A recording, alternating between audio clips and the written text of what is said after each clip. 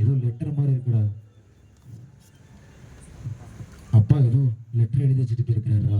தம்பி, இந்த லெட்டர் படிக்கும் போது நான் உங்களோட இருக்க மாட்டேன். நான் உன்னை அதிகமாக நேசிச்சேன்ப்பா.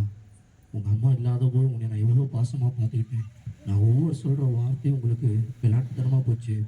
எப்படினாலும் நீ உலகத்தில் ஏமாற்றப்படுவேன்னு எனக்கு தெரியும். அதனால தான் என் நண்பன்கிட்ட சுதர்கிட்ட கொடுத்து லெட்டர் கொடுத்து வந்திருக்கேன். இதை நீ லெட்டர் படிக்கும் போது உன் வாழ்க்கையில் எல்லாத்தையும் நீ இழந்து வந்துருப்ப.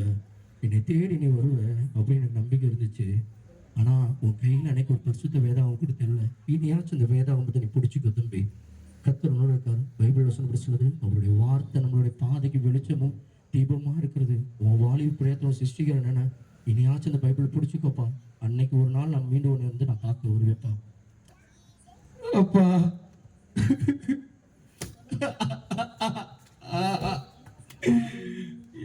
எவ்வளோ அன்பு வச்சிருக்கீங்க, நான் புரிஞ்சுக்கலப்பா.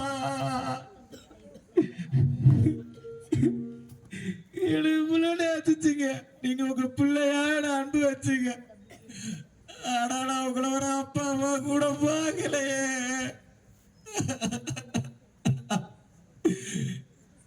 இப்ப என்ன உணர்ந்து போய் வந்திருக்கேன். நீங்க என் பக்கத்துல இல்லையப்பா.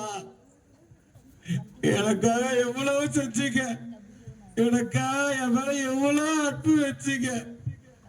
என் மேல எவ்வளவு பாசம் வச்சுங்க. ஆனா நீ இப்ப எல்லாம் நான் புரிஞ்சுக்கிட்டு வரும்போது நீங்க என் கூட இல்லையப்பா. தம்பி தம்பி அழுவாதீங்கப்பா. விடுங்கப்பா விடுங்கப்பா. ஏந்திரிங்கப்பா. நீங்க ஏந்திரிங்கப்பா. எங்க அப்பா திருப்பி வரமாட்டாங்க. வருவாருப்பா. அவர் ஒரு நாள் வருவாரு. வந்து உன்னையும் என்னையும் கண்டிப்பா கூட்டு போறேன்னு சொல்லியிருக்காருப்பா. அது மட்டும் இல்லாம நீயும் எனக்கு பையன்தான். நீயும் எனக்கு பையன்தான். இப்படியே நீங்க மட்டும் என்ன இவ்வளவு கஷ்டப்படுத்த, உங்களை அன்னைக்கு அவ்வளவு வேதனைப்படுத்தினேன், உங்களை காயப்படுத்தினேன். ஆனா நீங்க மட்டும் என்னை எப்படி மன்னிச்சீங்கப்பா? ஏன்னா பரிசுத்த வேதாகமும் இப்படியா சொல்லுது. 1 கொரிந்தியர் 13ஆம் அதிகாரத்துல அன்பு சகலத்தையும் தாங்கும், சகலத்தையும் சகிக்கும், சகலத்தையும் நம்புன்னு சொல்லியிருக்குப்பா. அந்த வசனத்தினாலதான் நானும் பிறனோட இருக்கேன்.